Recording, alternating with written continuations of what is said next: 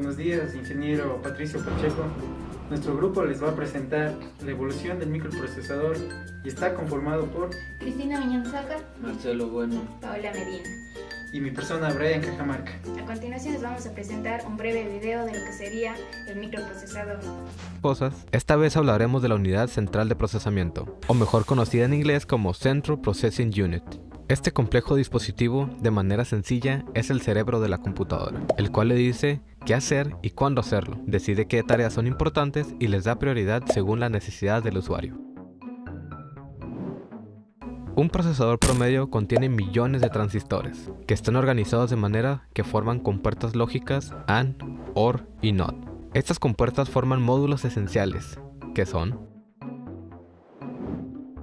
la unidad aritmética lógica, que es un circuito que realiza operaciones simples como sumar, restar y multiplicar, operaciones lógicas y operaciones de desplazamiento. La unidad de control, que su función es buscar las instrucciones en la memoria principal, decodificarlas y ejecutarlas. Y la memoria principal, que es el lugar donde se almacenan temporalmente los datos que están en movimiento para ser procesados.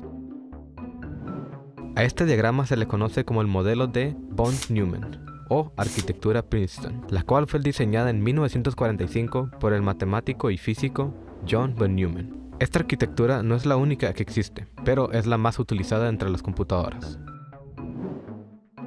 No se puede decir que el procesador es el componente más importante de una computadora, puesto que se necesita un conjunto de partes para hacerla trabajar, y el trabajo que realiza no es del todo complicado, como podemos verlo. Por sí sola no puede lograr nada, ya que necesita siempre instrucciones, las cuales deben ser muy específicas, ya que un error en la codificación o un transistor fundido puede dejar el dispositivo inútil. Una persona de razonamiento promedio puede realizarlo de un CPU, de manera más eficaz, pero de manera más lenta, ya que lo bueno de un CPU es que puede procesar millones de datos y operaciones de manera rápida y precisa, empleando maneras complejas que un humano no puede llegar a hacer, y por esto mismo, el potencial de estos dispositivos los hace esenciales en esta época donde cada día avanzan y mejoran de manera increíble. a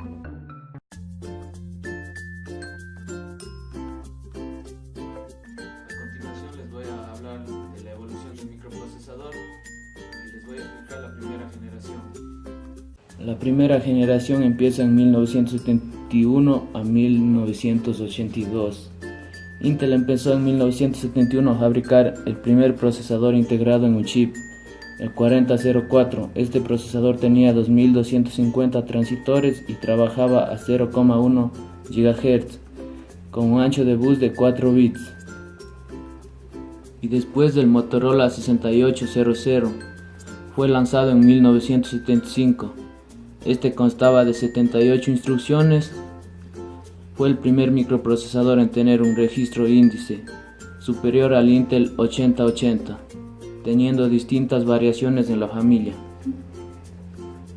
Después del Intel 8086, lanzado en 1976, primer microprocesador de 16 bits de datos, operó a frecuencias de 4.7 GHz, direccionamiento de 20 líneas de dirección, 4 registros de propósitos general de 16 bits que también podían ser accedidos por 8 bits.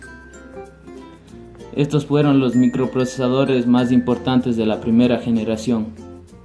Mi nombre es Cristina y yo les voy a hablar sobre la segunda y la tercera generación. La segunda generación inicia en 1982 con el Intel 80286. Introduce el modo real y el protegido de 32 bits que permitía aumentar el rendimiento. Podía ejecutar más de una instrucción por ciclo. Aumento en el bus de direcciones a 24 líneas. Aparece la gestión de memoria virtual a 1 GB. Siguiendo con el Motorola 68000. Contaba con arquitectura CISC. Poseía 2 bancos de 8 registros de 32 bits y era utilizado en equipos como Atari y plataformas de videojuegos. Estos fueron los procesadores que más destacaron de la segunda generación. Mi nombre es Brian Cajamarca y les voy a hablar sobre la cuarta y quinta generación de la evolución del microprocesador. En 1991, Intel lanzó el 486, que es una familia de microprocesadores de 32 bits con arquitectura de x86 diseñados y fabricados por Intel Corporation. con una unidad de coma flotante y un caché unificado integrados en el propio circuito integrado del microprocesador y una unidad de interfaz de bus mejorada. Estas mejoras hacen que los 486 sean el doble de rápidos que un i386. Estos fueron los más importantes de la cuarta generación. En la quinta generación tenemos el Intel Pentium Pro. En su lanzamiento usaba un enorme socket de 8 de forma rectangular pesando unos 90 gramos. Esto se debió a que montaba dos chips en su interior, el procesador propiamente dicho y un caché de nivel 2 de entrada de 256 KB y 1 MB. Ambos chips estaban unidos por un bus de alta velocidad y por el modo en que se construían se debían montar antes de probarlos. Paula Medina y a continuación les voy a presentar lo que sería la sexta generación y séptima generación de la evolución de los microprocesadores. Tenemos la sexta generación que va desde el año 1997 hasta el año 2000. Tenemos el microprocesador AMD K6, que era un microprocesador lanzado en 1997 por AMD. Fue diseñado para funcionar en placas base Socket 7, compatibles con las que usaban los procesadores Pentium de Intel. El K6 contaba con una gama que iba desde los 166 hasta 300 MHz e incluían el juego de instrucciones MMX que ya se habían convertido en estándar. También tenemos a Intel Pentium 2, básicamente es un Pentium Pro al que se ha sacado la memoria caché de segundo nivel del chip y se ha colocado todo ello en una tarjeta de circuito impreso, conectada a la placa a través de un conector parecido al de estándar PCI, llamado slot 1 y que se es utilizado por dos tipos de cartuchos, el C.EC y el S.EPP. Este posee 32 KB de caché L1 repartidos en 16 KB para datos y los otros 16 para instrucciones. La caché L2 es Sempron. El Sempron es una categoría de microprocesador de bajo costo con arquitectura x86 fabricado por AMD. Cuenta con una caché de segundo nivel de 256 KB y un bus de 333 MHz. La séptima generación que va desde el año 2000 al 2009. Tenemos entre ellos el Intel Pentium 4. El Pentium 4 fue una línea de microprocesadores de séptima generación basado en la arquitectura x86 y fabricado por Intel.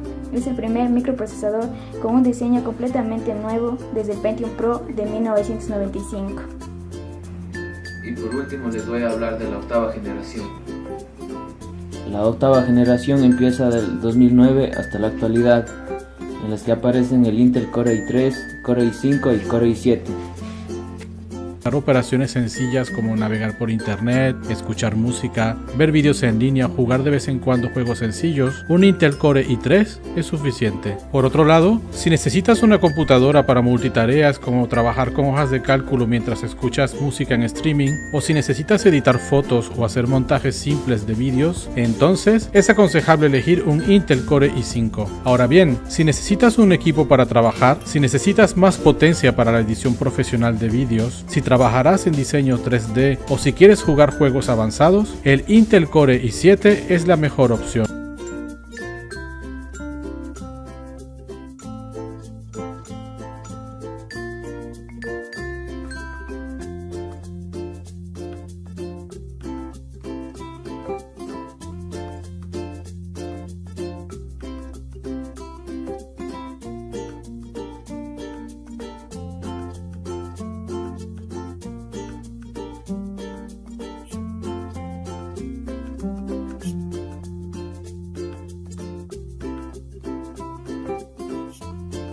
Como conclusión tenemos que El microprocesador está encargado de procesar toda información y es el responsable de ejecutar todas las instrucciones existentes.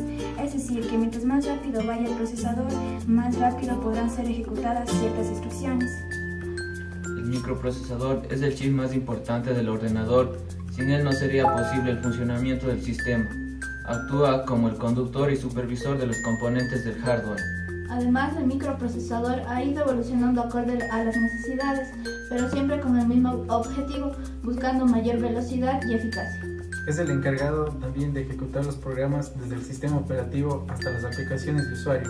Solo ejecuta instrucciones programadas en lenguaje de bajo nivel realizando operaciones aritméticas y lógicas simples, tales como sumar, multiplicar, dividir o lógicas binarias. Esto fue toda nuestra exposición y sobre el tema de la evolución de lo que son los microprocesadores. Muchas gracias por su atención. gracias.